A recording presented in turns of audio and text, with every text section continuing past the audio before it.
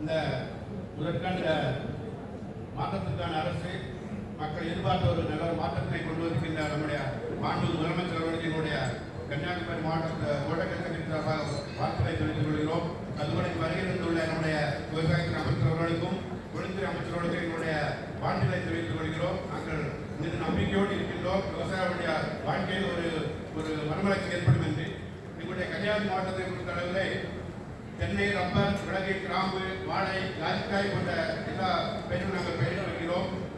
அதற்காக கன்னியாகுமரி ஒருங்கிணைந்த தோட்டக்கலை மேம்பாட்டு திட்டம் என்ற சிறப்பு திட்டத்தினை தமிழக அரசு அறிவிக்க வேண்டும் என்று கேட்டுக்கொள்கிறோம்.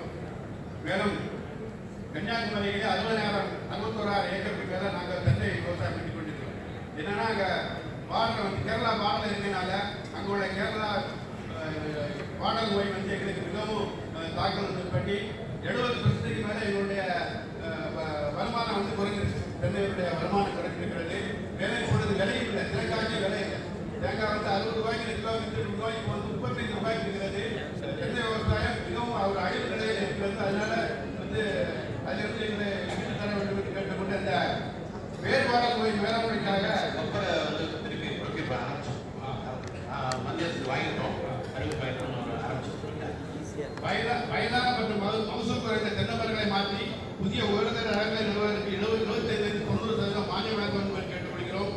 வேறுபாடல் நோய் மேலாண்மைக்காக மாவட்ட அளவில் தென்னை நோய் கண்டறியும் மற்றும் ஆலோசனை அமைக்க வேண்டும். ஒவ்வொரு வட்டாரத்துக்கும் அது என்னன்னா அந்த நோய் வருகிறது, என்ன பண்ணணும் விவசாயம் தெரியல. நம்மளுடைய சொந்தமாக வேற எல்லாம் பார்க்கலாம், ஒன்றுமே செயல்படுத்த முடியல, எந்த விதமான பிரயோகமும் இல்லை. அதனால நீங்கள் ஒரு நடமாடும் ஒரு ஆராய்ச்சி மையம் மாதிரி இந்த அக்ரிகல்ச்சர் அமைச்சு அவங்களுடைய இடங்களுக்கே சென்று அதுக்கான தீர்வுகளை இந்த மாற்றத்திற்கான அரசு கொடுக்கும் என்ற நம்பிக்கை எங்களுக்கு இருக்கிறது. மேலும் இந்த தென்னை மரம் நீதி வந்திருக்கீங்களா? தேங்காய் தமிழ்நாடு அக்ரிகல்ச்சர் வந்திருக்கீங்களா? நோட் பண்ணிக்க பாருங்க. அந்த ஏரியாவில் ஒரு ரவுண்ட் பார்த்துட்டு தரோம். கம்ப்ளீட்டாக ஒரு பார்த்து அப்புறம் தேங்காய் விலையில என்னன்னா அதை ஏற்றுமதி பண்ண முடியல அப்படிங்கிறாங்க. அதனால இந்த தேங்காயை அரசிய கொடுக்கறதுக்கு அப்படியே தேங்காய் எண்ணெயை நம்ம ரேஷன் கடைகளில் மக்களுக்கு இப்போ பாமாயெல்லாம் கொடுக்குறீங்களா, அது மாதிரி இந்த தேங்காய் எண்ணெய் கொடுத்தீங்கன்னா எங்களுடைய விவசாயிகளுடைய வாழ்வு ஒரு மறுமலர்ச்சி ஏற்படும்